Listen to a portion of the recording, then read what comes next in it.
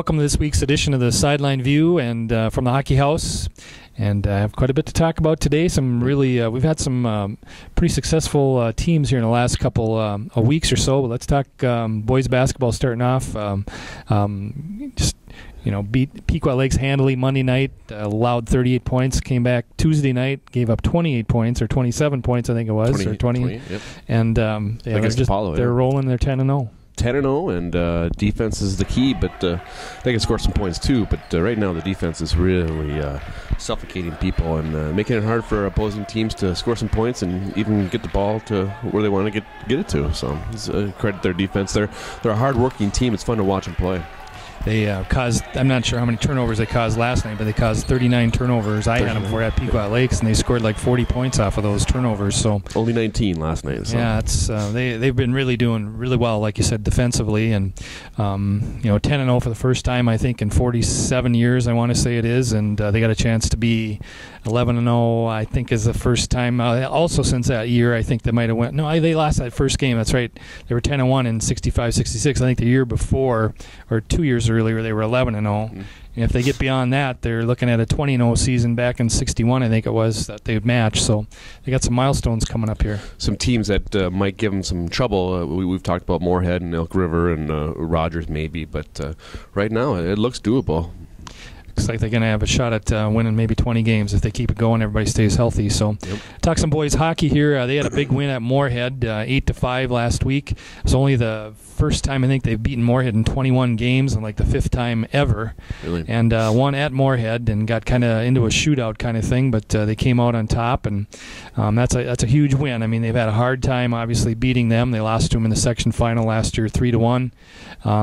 They'll find out a little more what they're made of here this week. They got Rosso coming in on Friday. They did beat Rosso twice last year for the first time ever, so if they can keep it going too, they're rolling pretty well as well. And athlete of the week this week is Jake Ellingson from the boys hockey team, and he's off to a good start, leading the team in scoring with 23 points. And those two teams especially are doing very well. We've had some good rolling teams with swimming and alpine as well. Swimming's undefeated, and they finished second at the U of M invite, only to Sartell, which is a ranked Class 1A team. But they're just dominating right now. They've already kind of gone through their tough part of their schedule, according to Coach Zemke, and right now they're just cutting time and getting better. So it'll be fun to see how far they go. Seems like Josh McKagan and Justin Kugler are winning 2 individual events almost every meet, and then they're also on 2 winning relays, it seems like, too.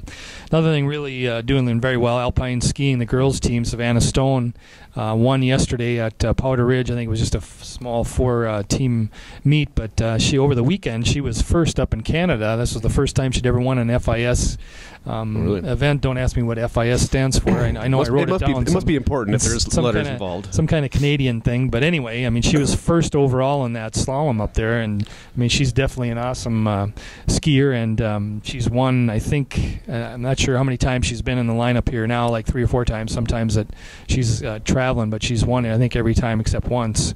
So they're really she's very good, and obviously when you have somebody high end like that, it makes your team that much better. Yeah, her sister's not bad, and there's a couple other girls there that are right in the mix too. So she might have a chance to finish top 3 at state too if she keeps going the way she is. I mean, she was nice. I want to say 5th last year, I think, and that's pretty remarkable when you have anybody from the outstate doing that kind of thing in any sport. Yep.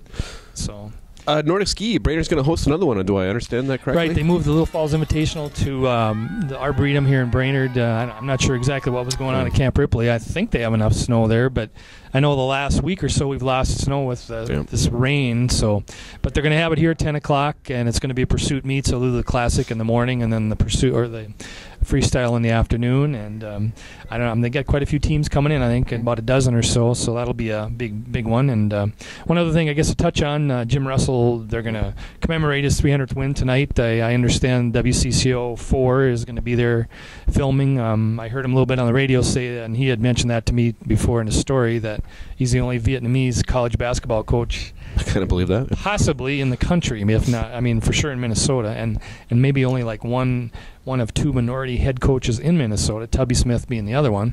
Mm-hmm. So they're just doing some kind of diversity feature. And so if you want to be on TV, go to the Raiders basketball game tonight. Run out in the middle of the floor, make a spectacle of yourself. Get Keep your clothes on, though. Keep your clothes on. Exactly. What else we got? Anything else? No, a lot of area stuff going on, but no one's really kind of stepping out of the limelight. Everyone's kind of bunched together right now. We'll see if anyone kind of separates themselves. So we'll see. All right. I guess we will see you next week. We want to wish Jessie Pierce well on her. This is her last day as our producer. We welcome Becca Clemens. She'll start next week. So good luck, Jessie, and thanks for helping us get this off the ground.